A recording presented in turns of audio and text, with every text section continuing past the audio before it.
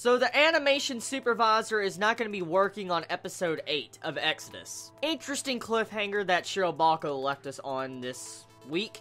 Now, I'm just going to be straight out honest, okay? I'm just going to dive right into this and be straight out honest.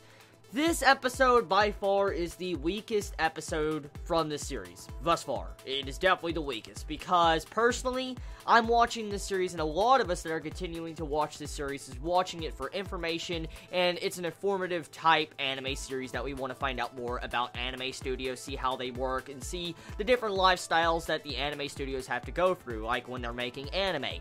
And, personally, from my perspective, this episode, honestly, the only things that really happened in this week's episode was the animation, supervisor of episode 8 quitting, or just, not working on episode 8.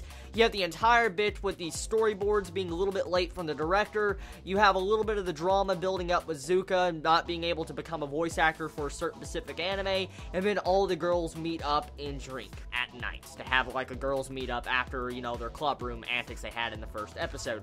So, that's pretty much the main basics of this episode. And this is the main thing that comes to my mind when I see something like this.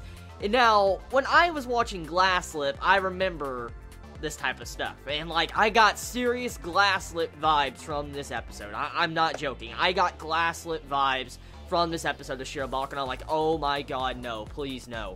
Because, honestly, I want the episodes to go back on track like the first 3 episodes did. I know a lot of people that are continuing to watch this series like that type of stuff, if you are watching it to this point. And personally, I didn't watch this series for, just drama between the friends. I don't really, honestly, care much about that. I want to actually see, information. I want to see information how anime is made. And if you see this, slice of life moe drama unfolding, how you have Zuka kind of, being very depressed because she can't be a voice actress, just no, I don't really care much about it, because as we've already seen a lot from this studio that makes this type of anime, sometimes their slice of life anime goes a little bit off track and they lead to nowhere, like Glasslip, for instance. So, anyways, this week's episode, for the most part, it was okay. It's nothing so bad that I hate it. I don't hate the episode.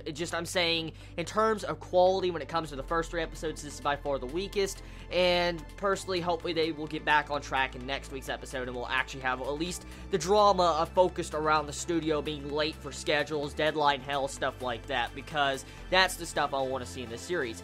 Speaking of which, this series, Shirobako, as I looked, on my anime list, it's scheduled for 24 episodes. So, whoa.